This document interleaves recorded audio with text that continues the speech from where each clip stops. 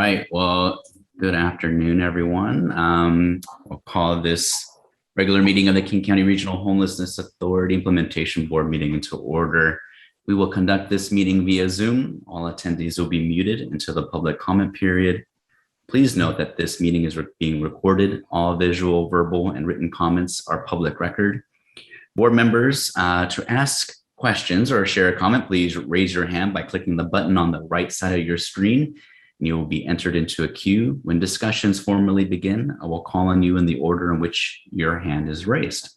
After your turn, you can raise your hand again to be entered back into the queue. I'll look to Maria to take us through roll call. All righty. Carrie Anderson. Nate Kamenos. Here. Paula Carvalho. Here. John Shelmaniak.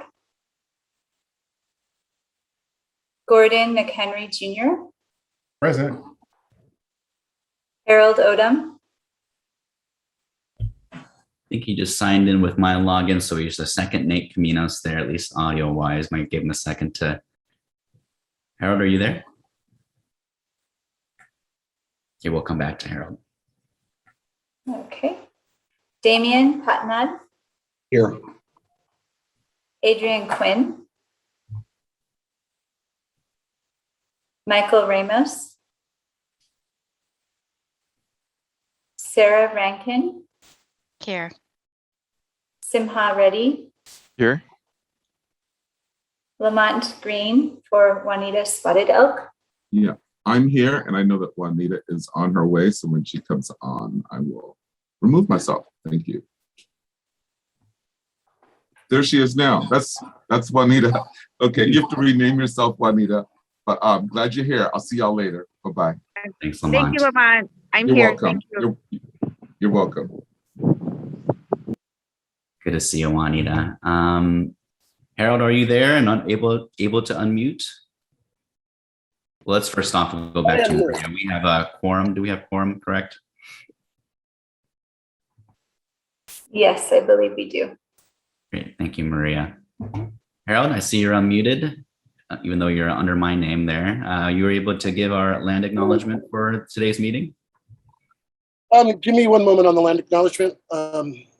It's a Monday. But yes, I would do the land acknowledgement in 1 moment. If you'll take public comment rules, I'll do that. Happy to adjust the agenda to do that. So let's go.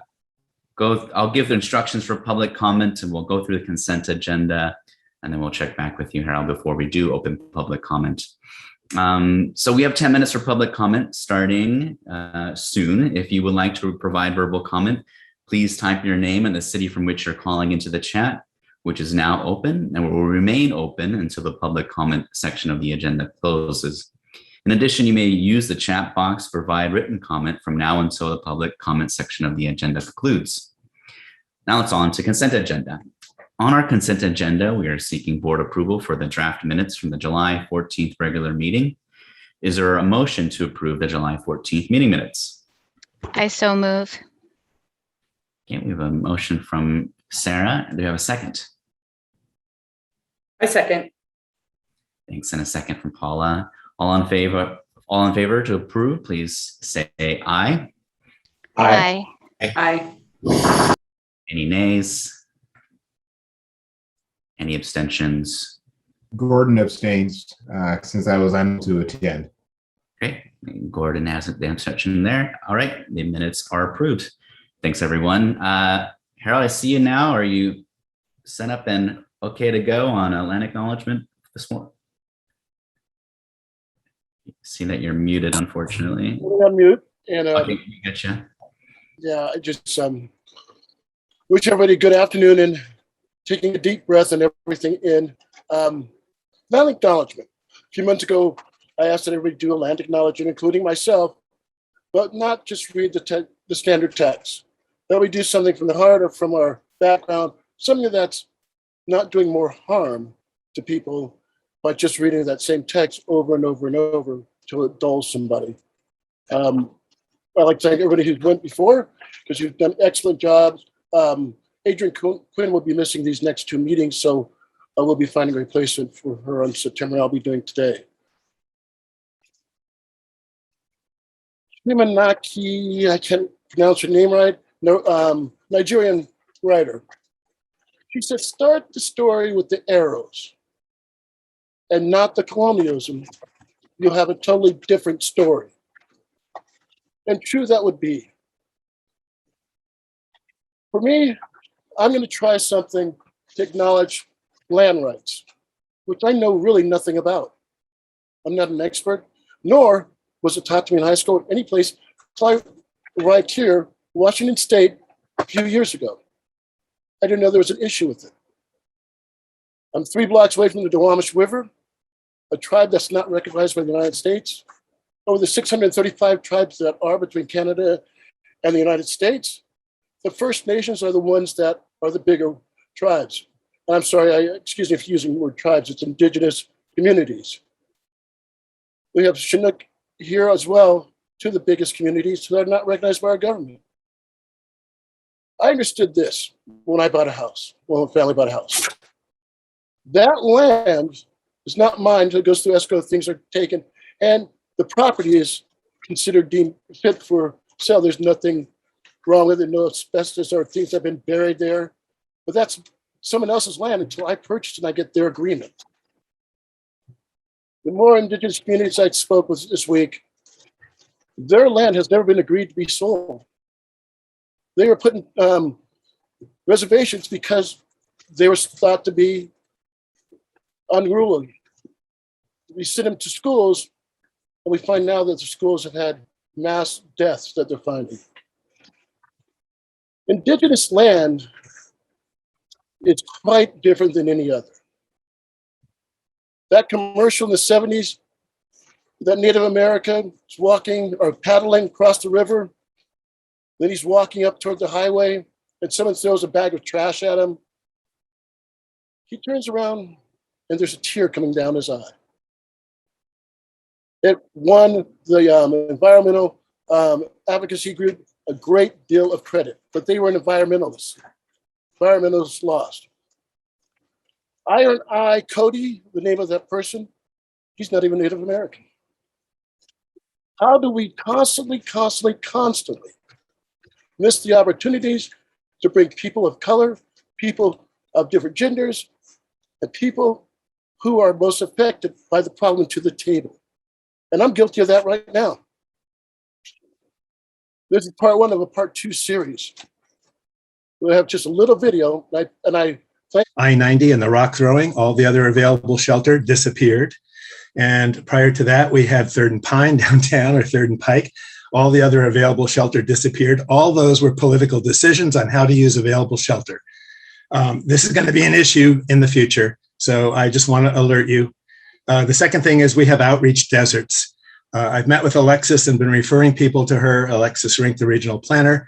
We have deserts throughout the county that are not getting outreach in any way, shape, or form. Most recently, we've had a case on Mercer Island where I'm getting calls from people who live there that I know, and we just don't have outreach on Mercer Island. So we've tried to bring people over from the east side or other sources. The last thing I want to say is about the land acknowledgement. I'm 100% for the land acknowledgements, but on Sunday I saw in the Times a full-page ad by the Muckleshoot tribe. Now, I referred to regional planning to talk to the tribes because I don't think they're included. They haven't been included in any of the plans we've had before, the 10-year, the 5-year, or now. And the Muckleshoot tribe was complaining about what we call the Duwamish tribe and their longhouse as not being Duwamish, not being part of the treaties. So I think we need to get some accurate information from the tribes themselves. I don't want to be party to one tribe against another. I don't want to be misrepresenting what's true about treaties and other land acknowledgements. But I do think we've got a disagreement among the indigenous people right now that someone needs to address. And when we do the land acknowledgements, then we're either fostering the division or we're trying to help mitigate it. So I do think presence of the indigenous folks is critical. And I do think we have failed to do that since we started the 10-year plan. Thanks. Thank you, Bill. I see Christy H. would like to also speak during public comment? Christy, are you there?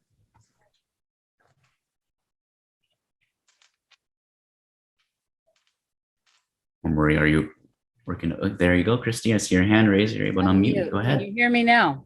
Yes, can hear you. Thank Yes. you. Hello. Yes, my name is Christy Hamilton, and I just came back from the dentist, so I'll try to gum my way through this. I'm smiling, at least on one side of my face.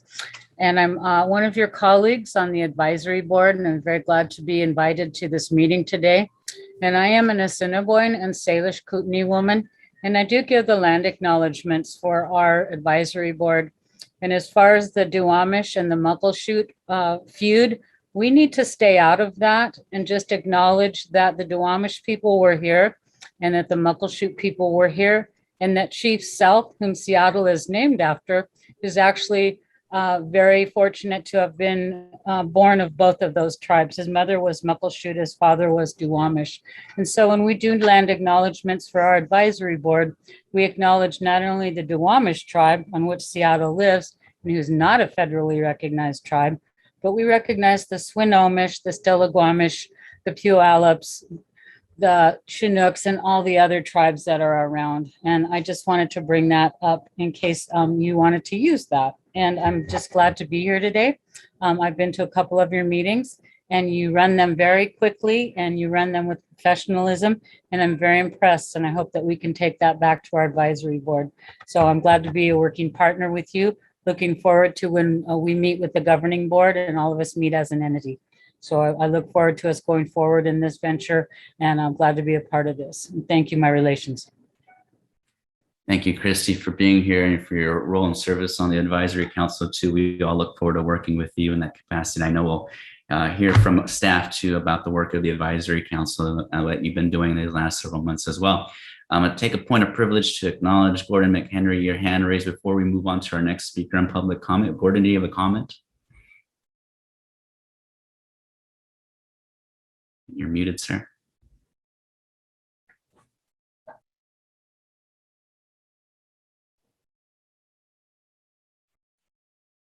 Okay, there. Can you hear me now? Yes. Yeah, great.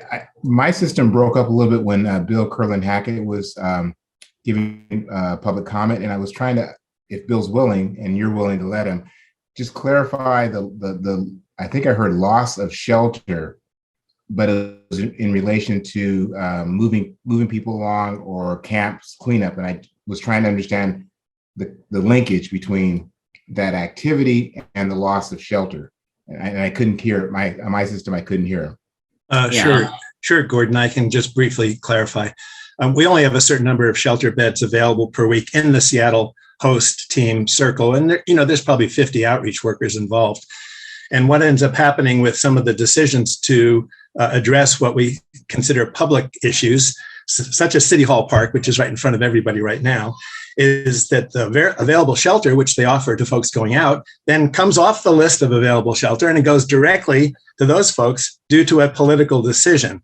It's not like that encampment and that site didn't already need attention, but it trumps everybody else.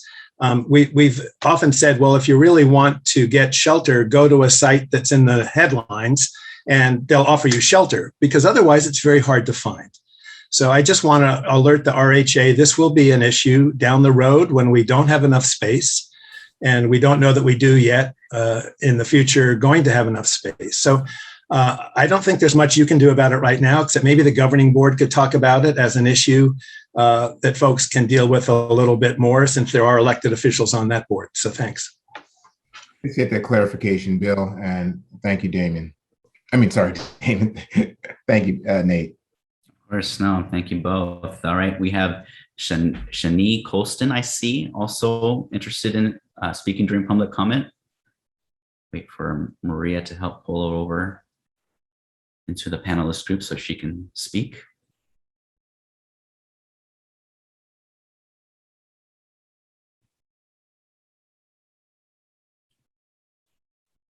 Maria, is Shani still there?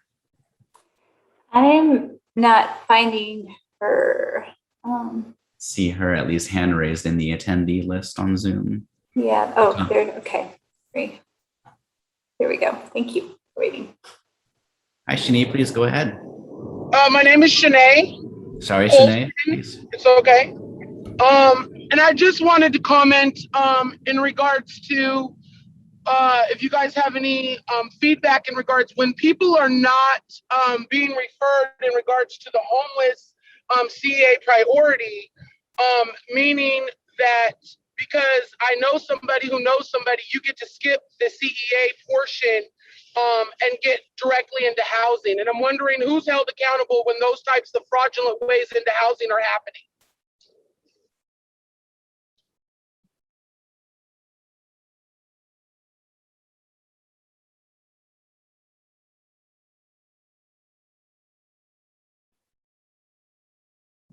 Thank you, Shanae, for your comment and question. We'll make sure we work with staff, Mark, and the team on following up with Shanae. We'll also work to try and get your contact information to make sure that we can follow up with you after today's meeting. All right, thank you. Thank you, Shanae. Anyone else for public comment that we may see, Maria, in the chat?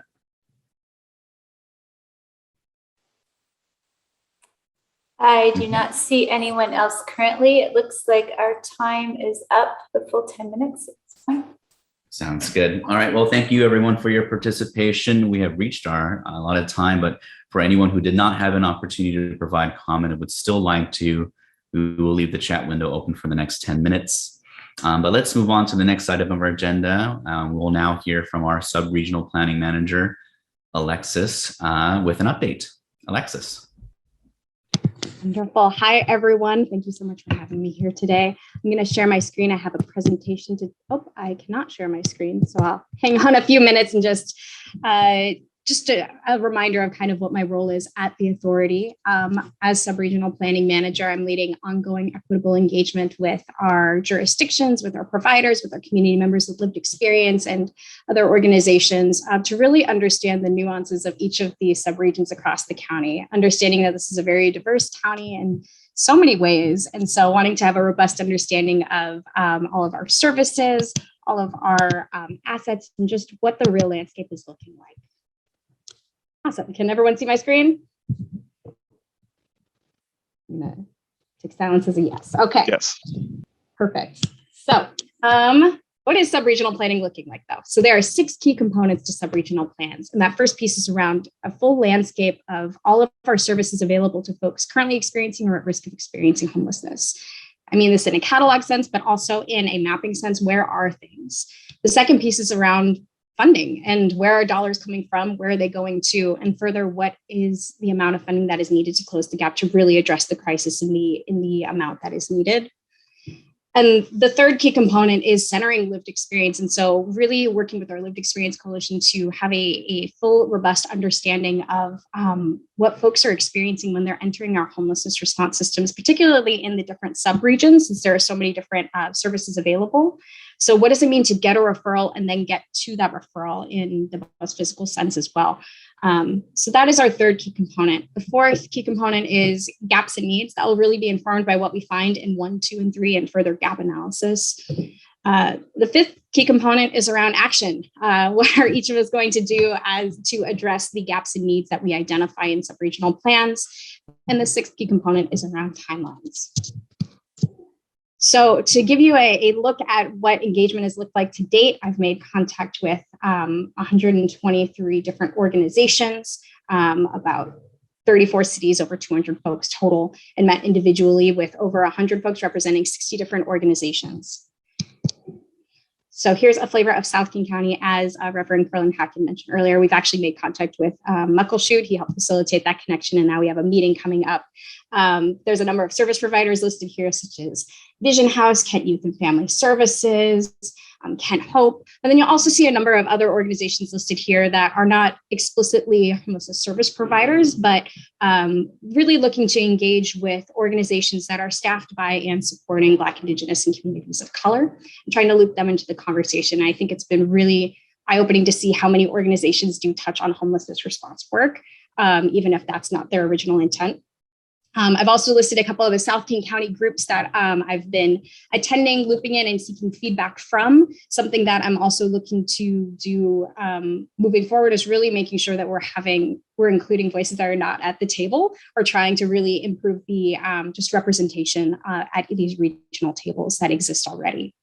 So that's a little bit about South King County. For North King County, we have two key groups that are convening tables, which includes the North Urban Human Services Alliance and the North King County Coalition on Homelessness. Been engaged with city staff from Shoreline, Lake Forest Park, Kenmore, and Bothell and Woodinville, as well as all the provider agencies and a few other organizations, for example, Center for Human Services.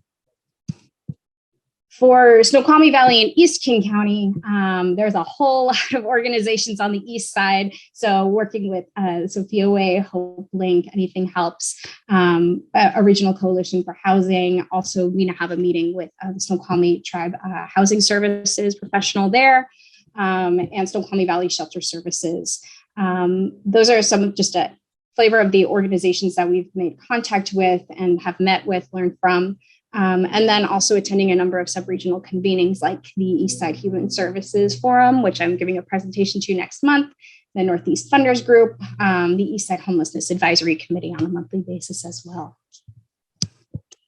And I have been honored to be able to update and work with the Lived Experience Coalition on a weekly basis, and continuing to seek input and feedback. So that is a regular practice, and I will continue to attend their meetings as long as they'll have me. Just a little bit about feedback loops and communications. I'm sending out weekly email updates to everybody that I've made contact with. So understanding that this work is moving really, really quickly and wanting to keep folks appraised of what is going on. So these email updates are kind of like a bullet pointed list. I'm trying to keep them brief since I'm sending them out on a weekly basis, but really it's here's what we're working on. Here's a sub-regional meeting you can catch us at. And here's something we're looking for your feedback on. We have a engagement spreadsheet, so I'm trying to keep track of the 200 plus folks that we've made contact with, just to keep really a tracking on who we're engaging with and what the status of that engagement is. Also publicizing and clarifying which of these sub-regional tables we're going to be seeking feedback from. It's been very telling and interesting to see how many some of our partners aren't familiar with some of the tables that exist. So wanting to advertise and get more folks around some of the tables if possible, just to encourage wider participation. And so that's just a little bit about feedback loops and communication, and still definitely doing my own kind of analysis to make sure that we can trust some of the tables that exist and really make sure that we're getting robust feedback at them. A little bit about site visits. We've, as a organization, have been able to visit the Sophia Way, so Sophia's Place and Helen's Place. We took a trip down to Maple Valley and went to Vine Maple Place. And then I've also been able to do some outreach to vehicle residents with the scofflaw mitigation team out in Georgetown. And we're currently working really just to get out into community and see people in as much of a safe way as we can, connect with our regional leaders, our service providers, and community members with lived experience. So we have some city visits planned, and at these city visits, we're meeting with city leadership, as well as trying to see service providers in that community and speak with our current clients. So we have a few of them listed. We have a lot more on the works as well, but these are the ones that have been scheduled thus far. I want to also briefly touch on how we're currently defining subregions across the county, because this is an evolving slide as we continue to learn more about how folks are accessing services and where they are. As was mentioned a couple of weeks ago, there was originally no intention to do a Snoqualmie Valley plan, but upon engagement with our providers out in the Snoqualmie Valley, our human services folks, it became clear that a separate strategy was just necessary given that it's a more rural community. As well as you'll see, Issaquah currently falls within the East King County and the Snoqualmie Valley plan, and that is in light of the fact that we learned from our Issaquah folks that they didn't fall squarely within one plan or the other. It was really both, and that was the most accurate way to really express the landscape out there. What we're really currently working on with regards to the subregion classification is around South King County, because how it's defined right now is very big. And so we're having a lot of conversations with our providers and a number of the South King County convenings to talk through whether it's appropriate to do a Southwest, Southeast split, and just trying to figure out what's the most appropriate way to do that, or if it's responsible to really do that, if it would be helpful. Also exploring an urban unincorporated King County distinction, particularly enlightened conversations with Skyway. Was able to attend the Skyway Leadership Council a couple weeks ago, and I posed the question to them: how did they see themselves? Is it in a South King County plan? Is it in the Seattle plan?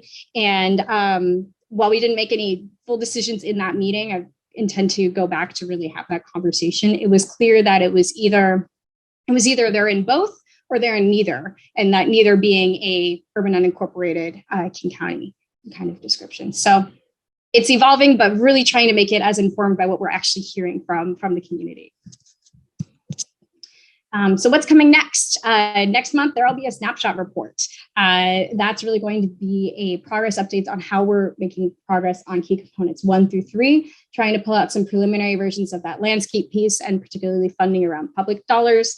Also want to include some guidelines around who we're engaging, how we're engaging, who we are engaging, and how we're just implementing an equitable decision-making framework, especially as we get into those later components where we start thinking of like what actions are going to be taken with regards to sub-regional planning.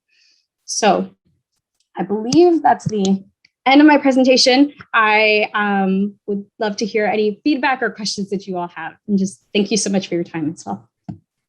Yeah, thank you, Alexis. And I'll wait to see if other implementation board members have questions by raising their hand or putting in the chat too. I appreciate you also apologize for not having enough time at our last month meeting to be able to walk us through, but appreciate at least watching you give that presentation to the governing committee later in the week. And, obviously the time that you've been on board too, and having staff just in these recent several weeks or so. It's obviously a lot of outreach and engagement that you've done countywide and a lot of key players that are involved there. And while you've kind of listed a lot of the key organizations countywide and breaking them up by different sectors, kind of curious too, and in addition to the engagement that you've done and what's ahead, just kind of curious if what has been some of the feedback, or what are some of these organizations and leaders saying outside of introducing yourself or reintroducing yourself to a lot of them, since I know you're very, very familiar with our surrounding countywide area. But I'm just curious in terms of what they're sharing with you, what their hopes are for the authority as they learn a little bit more about what we're about to embark on. Absolutely. There's a lot of excitement about the authority and just having that kind of consolidating, coordinating body. There's excitement from providers in particular about that. Some of the things we've heard, particularly around South King County, it's interesting actually that outreach came up as a topic earlier, because having an outreach strategy, there's a very clear desire to have a clear outreach strategy. There's a lack of clarity around who is doing outreach, where outreach is being done, and whether we're reaching folks. And that's something we've heard in every subregion. So that seems like a real place that subregional planning could fit in terms of addressing that. There's also some real capacity concerns in some subregions. A lot of folks are really stretched thin, and we know there's also a staffing shortage at a number of provider organizations that has really put strain on staff, which is further kind of limiting the way they're able to engage with us, particularly around participation in some of the subregional convening tables. Other things that have been heard, there's particular nuances specific to each subregion, whether it be there's not enough services in this area, there's not enough kind of these types of services, or there's broader transportation issues. That's just kind of a flavor of it. And sometimes we dig in deeper about some of the relationships between organizations and just kind of what the needs are right now. The conversations have ranged from that to also being more like personal and just like connecting as well, and understanding kind of the more emotional side of the challenges of this work. So it's been really, really eye-opening work. Great. Thank you, Alexis, for that. I'll go to Simha, and then I'll go to Michael's question in the chat too. But go ahead and start. Go ahead and kick us off, Simha. Sure. Thanks so much. Alexis, really sounds like you're off to a really quick start. This is fantastic. I had two quick questions for you. One, I recently met with some other healthcare providers that focus on caring for people experiencing homelessness. They have their own set of concerns and issues. Would it be best to come to you or to some other member of the RHA team to sort of get to know that community as well, the medical community or healthcare community?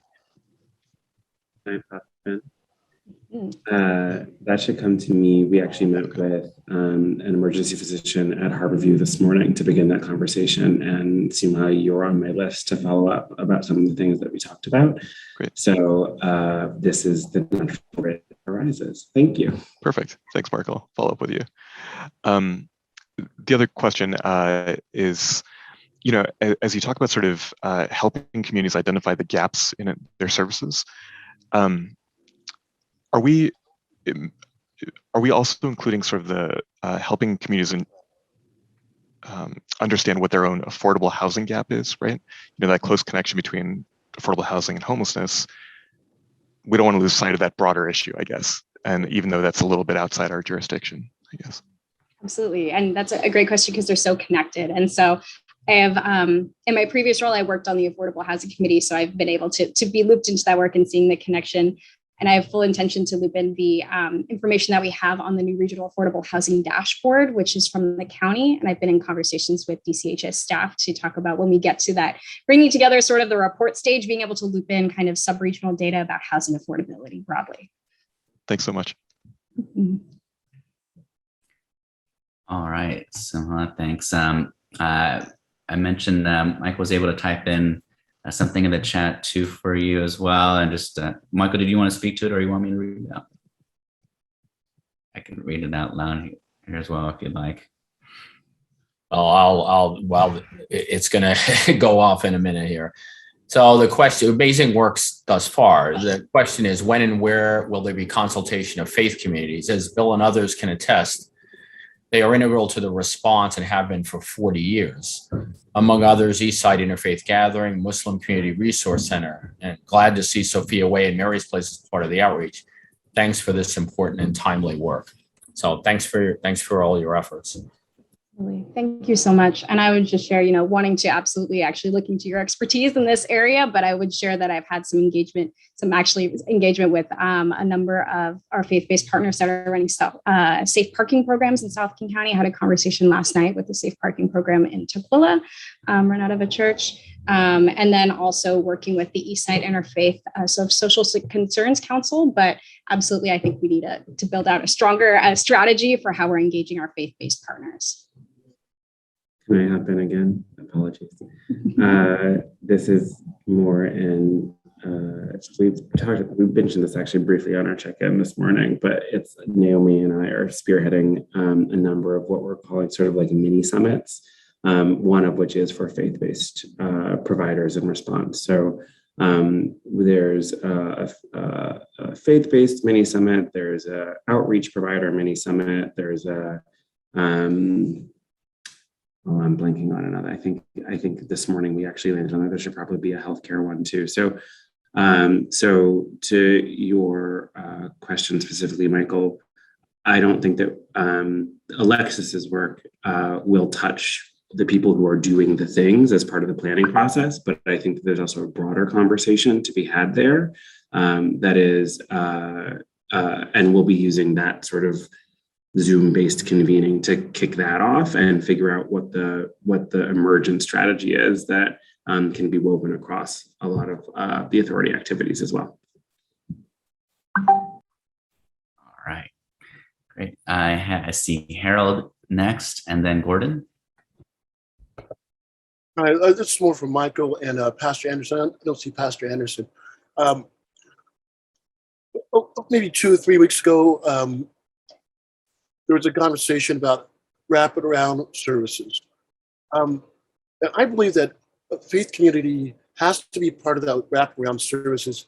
Philanthropy and service providers have to provide some place for people to have structure, to be welcomed back into their community, have some type of jobs placement. And faith-based has a community of people already that could be so helpful to people coming out of homelessness, to be part of a community, feel that they're needed, are welcomed into a community. And I so wish that Michael, you and Pastor Anderson would get together with Mark. I know he's working on something like that, but it is truly important to people's cognitive thought and their self-esteem to have some hold in community. And I think a church or whatever, that the faith base is not really politicalized, but they're coming to look for people's helping them self-esteem their soul, if you will. Thank you. All right, go to Gordon. Alexis, sorry. Really fast and intentional start to the outreach and the engagement. And when you were speaking, I heard you say we, and I was curious, how many folks are from the regional authority are participating directly in this outreach and engagement? How many boots on the ground? Well, right now I'm a mighty team of one. I mean, we're all a part of a team in advancing this work and engaging across the county, but technically I am the sub-regional person right now. We are hiring, as I'm sure you all know. I was just going to say, so all of this work cannot be more aggressively ascribed to Alexis and Alexis alone, who is incredible, like absolutely incredible. And it should be said privately, publicly, and sung from the rooftops. And we are hiring because it's a lot of work. So, hey, if you know anybody, please do point them to the recruitment page because we are adding to Alexis's team. Right. And before I finish, thank you both. And in addition to responding to our questions of clarification, I hope that you all will be direct in how we can help the regional authority with this outreach and engagement, either individually or collectively. Really important that we get it done, we get it underway, get those relationships, candid and trusted relationships in place, and then make progress. So please do let us know how we can support the work, assist the work. Thanks. All right, I think I have enough time to do one quick question if there is any from other board members. Okay, seeing none. Yeah, thank you, Alexis, for doing all this work, and thanks for making the time to give us the update. I'll just point out too, Mark had a great recommendation at last month's meeting of potentially looking at a sub-regional planning study session. And I would just note that my interest in that in terms of a joint study session possibly with our governing committee members too, and whatever stage as you're looking at the forecast of what's coming up as well, like where that might be appropriate, and to Gordon's and others' questions of how we can be helpful.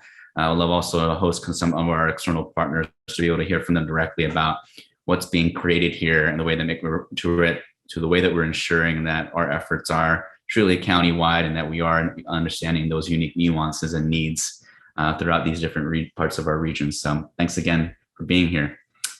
All right, let's move on. We're doing really great on time, y'all. So let's go over to Mark for the financial systems update. Mark. Thank you. Hey, folks. A boring but essential update. I actually don't think it's boring, but I'm an administrator. I think it's actually really, really, really important.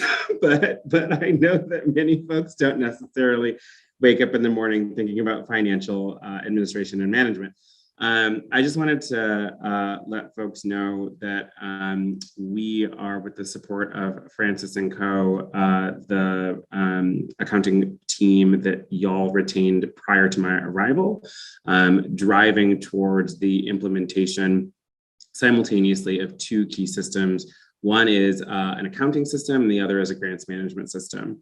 We anticipate final selection of vendors in compliance with our procurement policy and other applicable law within the next week or so. And then we'll begin to drive towards stand-up and implementation of those systems in parallel.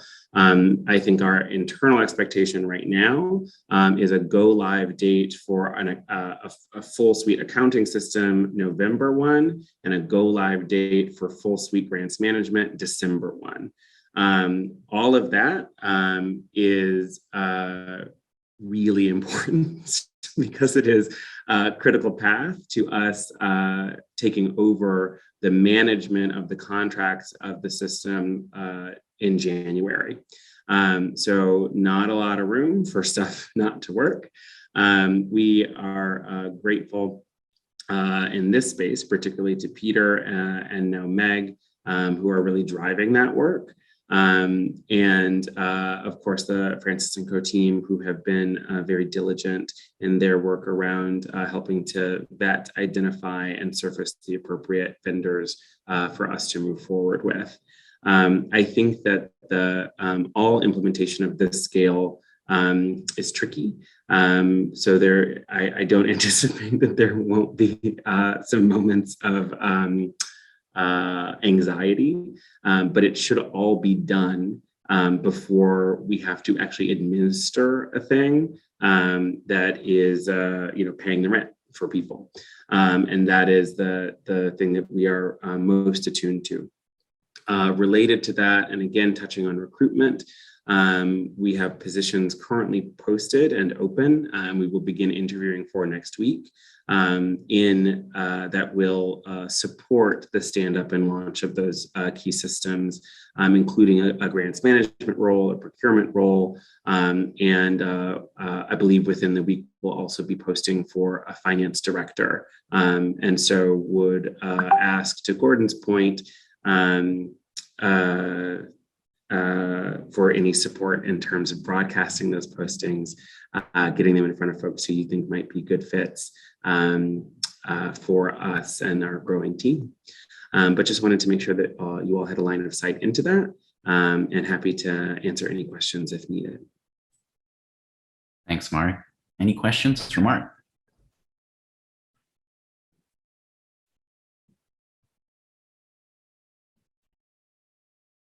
Spot on remarks, Mark. Yeah, thanks. Thanks for the update for all of us, for our awareness.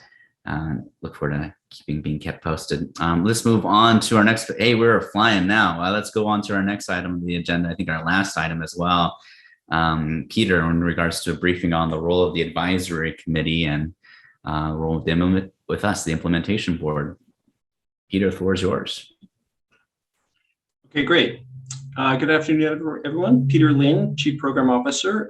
So just wanted to give a quick overview of what this board is and the role that it plays for the COC. So let me share my screen.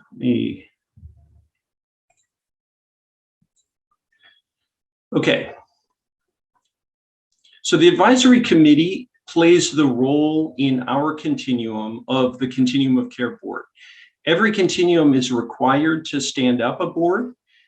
In the previous structure of the continuum, where King County and the City of Seattle and All Home played a coordinating role together with regard to the Continuum of Care, the Continuum of Care board was the All Home coordinating board.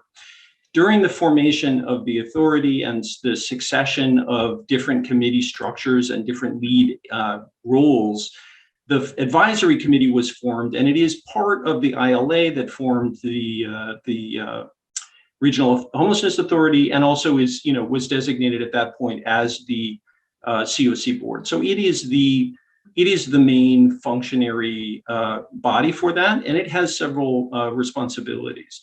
The basic role for that, you have to have some kind of governance structure for the federal monies, and they have specific designations so that it plays a governance role in that, and it plays a designating role. The reason that you bring it together under the structure that we've got, where it's clearly integrated within the ILA and clearly integrated within the structure of the Regional Homelessness Authority, is so that we have that integration. We have integration across the region. We have the ability to connect with and satisfy the federal requirements, but we also have the ability to connect with the other funding streams that come in, because the Continuum of Care board in its narrowest would focus only on those federal grants and those federal requirements. In this way, we can connect it to the broader and more expansive work across the region and the work that the authority has, the majority of the funding of which is actually from local sources. Just to look at the key functions on the HUD COC board function side. Under the regulations, there's a governance role that it plays. It is required to ensure that there is an HMIS lead. Right now, that King County is playing that role, and that will migrate to the regional authority. It requires that a community implement a coordinated entry system, and coordinated entry for all, again, is under King County, will migrate to the regional authority. It requires that there's a NOFA process and oversight of that, so a ranking and a validation of that, and that is a role that the advisory committee retains. And it, also names a collaborative applicant, which in this case, the Regional Homelessness Authority is that collaborative applicant. So we are working closely with the experts who have been working on this for many years with the city and the county, and making sure that the NOFA that is coming up for 21 will get applied with in a timely and accurate and robust fashion. Unfortunately, we do not actually have a NOFA yet. HUD has not released it. This is quite late, so everyone's on sort of pins and needles nationally and asking each other, what have you heard? But as soon as that NOFA comes out, we're prepared to be responsive to that.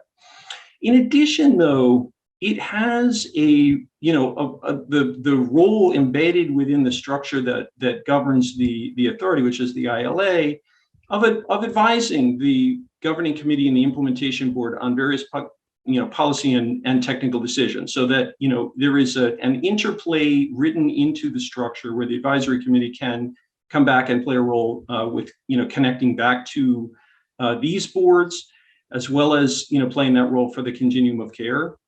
And then it has a responsibility to forward recommendations that are sensitive in nature on some degree to those decision-making boards, over which it does not have authority, but it is an advisory, as is built into the name, it is advisory. There are two sort of surviving committee structures that are associated with it. One of those is the CEA Policy Advisory Committee. This is a structure, in small continuums, often the continuum of care board itself does work, functions as the coordinated entry policy body, functions as the system performance committee, functions as the HMIS committee. But in a larger, more complex region, often those different roles are given to different, committees that face into the different expertise that's necessary. In this case, so we have the CEA Policy Advisory Committee that is an ongoing meeting body, and the System Performance Committee, which is also meeting. And at some point in the past, the HMIS responsibility, HMIS oversight responsibility was embedded in that and folded into the System Performance Committee. I think at one time they were functioning separately when there needed to be some separate focus and the attention needs to be on one of those. That's a perfectly valid way to approach a given moment. In this case, the System Performance Committee, these are meeting bodies, and so sort of where they end, where they sit in the future is up to the advisory committee, up to the IB, to determine where the best fit and best use is. We do have to have a body that looks at our coordinated entry policies, and those are typically ongoing. HUD will adjust the requirements. There is an ongoing need, and in fact, based on my view of the way that it's functioning now, we really do need to take it back to the drawing board and bring it back to community and engage with folks on the way that it functions. System Performance Committee, likewise is always, looking at and needing to pull particular data elements out and make sure that we're functioning there.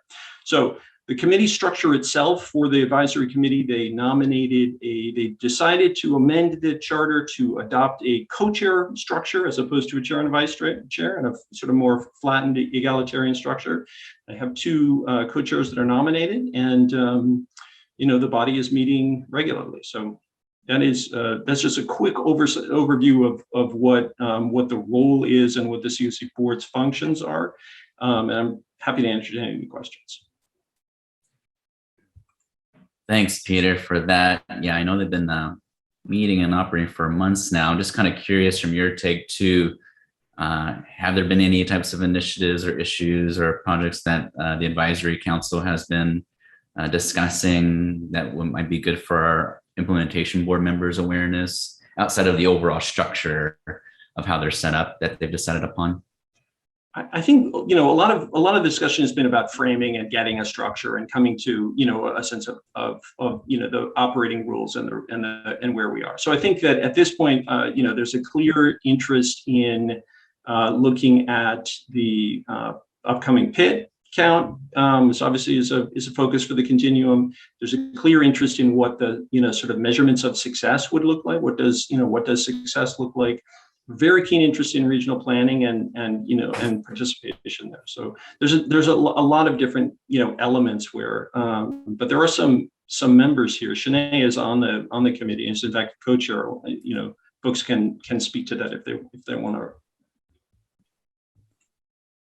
Great. Yeah, we'll go to Simha for a question too for now. Go ahead, Simha.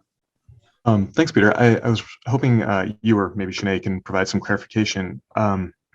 Both HMIS and CA are incredibly important functions that the RHA will take over here. What happens if there's a disagreement about sort of the implementation of these things, right? Like, let's say the implementation board and the staff at RHA feel that CA should look one way, and the policy and advisory board or the COC board feel differently. What happens in cases of a disagreement? And I think just for awareness too, working with staff to see if we can bring Shanae back to the panelist side so that she may be able to. And not that I expect anything, I just wanted to sort of know. It's an excellent question. I think that mitigating conflicts is about discussion, deliberation, and coming to collaborative agreement. So I think that the main way that you do that is by having a robust, engaged decision-making process where folks are heard and where the information is shared in an open way. Sometimes that process can take longer. It is also, it is a complex region. It's one of the largest continuums. There is obviously the creation of this body was, required to bring some form of collaboration in there. But I think that the key to mitigating conflicts that actually cause that level of divisiveness that you can't move forward is, deep collaboration. I don't think that, I think there's general levels of agreement that coordinated entry is necessary, and it is better than what we had in the way past where there were just wait lists.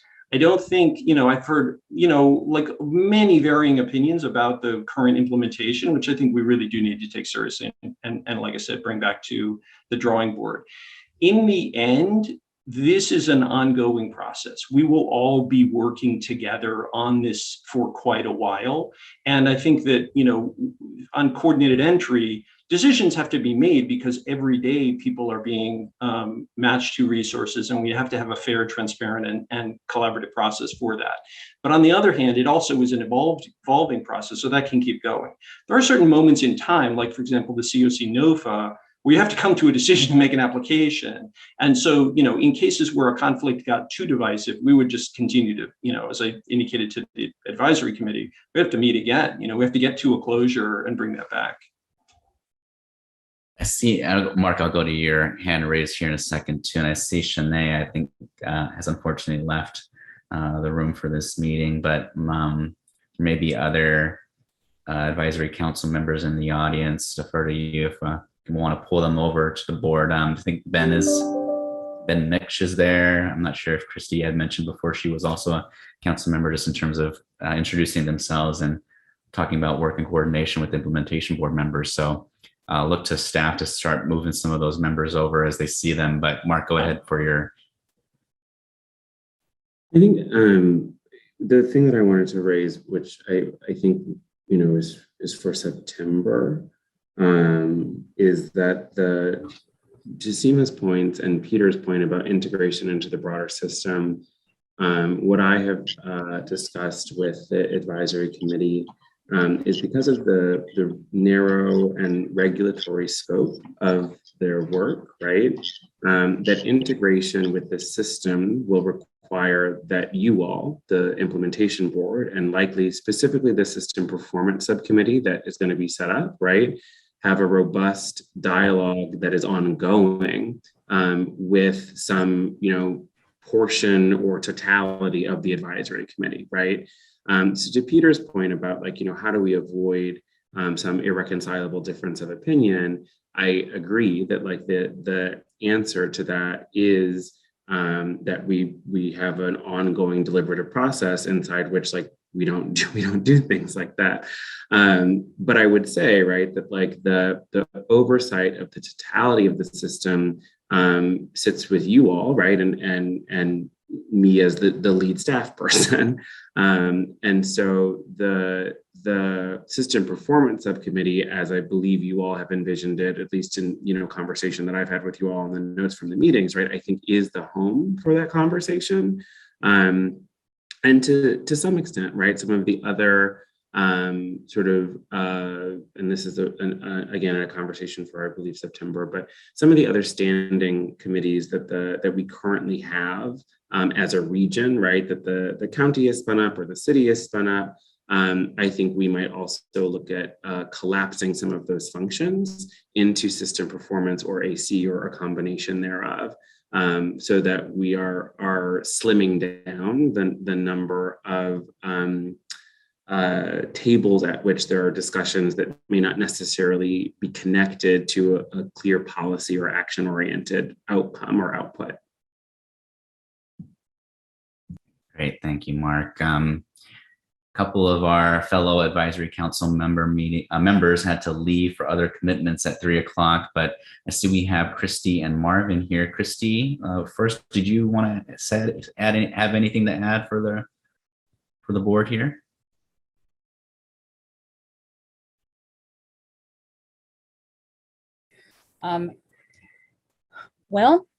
As with any group of people with differing opinions, we have people who are very vocal and will give their opinions and have quite a bit to say and bring quite a bit of knowledge. And then we have people who are very quiet and don't seem to have a lot to add, but we don't know the full intent of their being yet. We know that we have a quorum. Usually out of the 19 people, we'll have 12 to 13 people show up regularly. We've had our first voting initiatives voted on, which I think Peter mentioned about our chairman. And we voted on having co-chairman. People are very concerned with equity rather than a tiered type of governance. There seems to be a lot of confusion too, as far as people being able to digest the process behind what we're trying to do here with the Regional Housing Authority, that this is a brand new playhouse we're building, for lack of better words, that this is a brand new structure, that there are other structures in place, but this is all brand new. And that the house we want to build has to have a strong foundation. And there are people who are very anxious to get moving. And if you don't have a strong foundation, the rest of the house is not going to be very nice to live in. So it's slow going. And I think that there's a lot of redirection, and a lot of times our meetings are, they're sidetracked by personal agendas. So I think that a lot of times we need to just basically grow up during our meetings. I hate to say that, but there seems to be a lot of infighting. And so part of me, maybe as an elder, I'm a Native American elder, is to just hope and pray that we're all on the same agenda, to get our own personalities out of the way, to recognize that we all have something to bring to the table. We all were selected for a purpose and a reason, and to recognize that and remember that, get our personalities out of the way, get our egos out of the way, and come together as a group and give what we have, because that's where our strength will be. And Peter does a really good job with that, and Mark does a good job with that when he leads our meetings. And so for me, again, by coming here, I'm looking at the adultifying that you're doing here at the implementation board. And I would like to bring that kind of group dynamic to our board, to be able to have our meetings not decay into everybody leaving feeling that we've gotten nothing done. So thank you for allowing me to give you my opinion of my overview of the meetings. And again, since we're all a new board and we come from nobody's ever having been on this kind of board before to people having quite a bit of experience, the learning curve is steep for some, and some people are just tapping their fingers wondering when we're going to get going. And one of our charter tenets is to, show up to where people are, work at everybody's speed. And so I can honor that as well. So, again, I thank you for having this format for me and for allowing me to speak here too. And I see Marvin, my co-chair there, my co-person. Hi, Marvin. It's been a pleasure to be working with you. And I hope that Delta variant doesn't keep us out another year from meeting in person. Dang it. With that, thank you.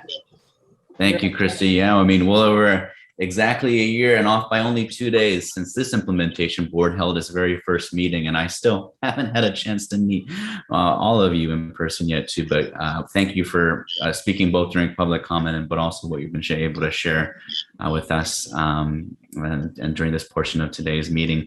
Let's go to Marvin, and then I see Sherry has also been pulled as a panelist too, and then Sherry wanted to add anything after Marvin, but Marvin, you're up.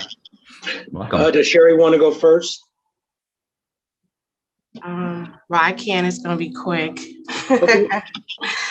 Sorry for being late. I'm by myself today, so I was busy and then recognized too late and couldn't get on.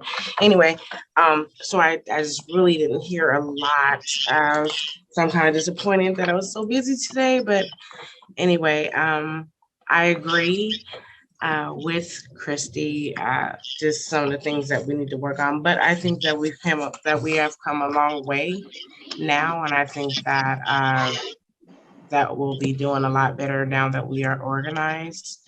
And it's just good to be able to talk to other groups or boards, just to get a little bit more experience and to just see the function and how everything kind of come together.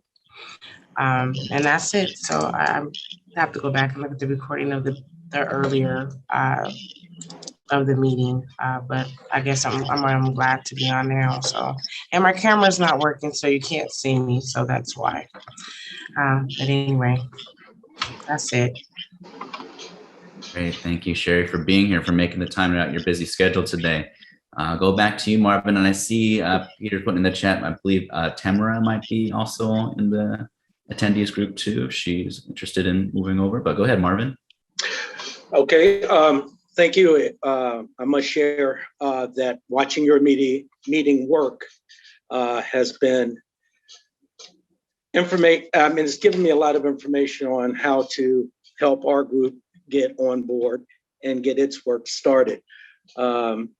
Much has been shared today that I have noted and also have tried to structure the ongoing work with the advisory committee more geared towards information and building an understanding of where our work areas will be, where our decision-making will be critical to the success of the efforts of the authority.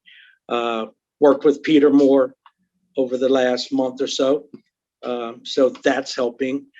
We, as a group, did not have the authority coming to us to share what was going on. It was pretty much us figuring out internally our structure based on information that was, in some cases, prior to the startup of hiring a CEO and getting a bunch of ongoing work started. So while sometimes we feel like we're playing catch up, I do think that we've improved clarity and the ability to share information so that hopefully we can report more as the months roll along. So thanks for having me today. Well, good to meet you, Marvin, and thanks for being here. Tamara, I see that you're there. Would you like to add or say anything to share with the board? Yes, just the fact that I'm honored to be part of the advisory committee, but also wanting to emphasize the very real need to listen to the folks with lived experience and to prioritize racial equity as a driving force of our homeless response system. It hasn't been that for quite a while, and I'm hoping with this advisory committee that we have some freedom and room to innovate new strategies, new service delivery methodologies, things that might that really speak to the needs of our community and not necessarily the needs of government or of outside funders and things that don't necessarily have on the ground experience that people with lived experience and their providers might have that kind of insight. So just prioritizing the people that we all know and care about, which is folks experiencing homelessness. Great, thank you, Tamara. I see Jesse is also here by phone. May not have something to add, but just wanted to make sure that they were here for board members' awareness as they're a member of the advisory council. Unless Jesse, I hear you. I just wanted to. Go ahead. Yep, just wanted to introduce myself, and sorry I'm on the phone. I took a 20-minute break I had between meetings to walk the dog and listen, and glad to be here. Agree with Christy's overview and think we have some maturity to do, and I'll just sort of forever be the person talking about the legal system exposed population that have largely been left out of single adult policy and coordinated entry, and really excited to roll up sleeves and actually get to work on the work of the advisory committee after we finish our norming and storming and actually becoming a functional group. So thanks for having me here. Well, thank you for being here, Jesse. We appreciate that. Peter, back to you. Anything else from the regards to the advisory council, or any questions or comments from the implementation board members in regards to the role of the advisory committee? Okay, Sina, we'll just really thank you to Christy, Marvin, Sherry, Tamara, Jesse for being here. I saw Ben Mix earlier was unable to stay on, but just thank you all for all the great work that you're doing and getting started and launched, and for making time this afternoon to join us and introduce yourselves as well. We look forward to continue learning and working with you collaboratively as joint members of the authority. Let's move on here. We're already at 3:13, and while we were running so great, I'm unfortunately ending you all 3 minutes late, but thank you all for being here for this August meeting. I will entertain a motion to adjourn. I move to adjourn. Okay, Sarah has a motion. Any second? Second, Damien. Second from Damien. All right, all in favor say aye. Aye. Aye. All in favor say nay. All opposed say nay. All right, okay, we're gonna adjourn. Thanks a lot, you guys. Have a great rest of your day and summer. Stay cool out there. We look forward to seeing you at our next meeting in September 8th at 2 o'clock. Take care, y'all. Bye-bye.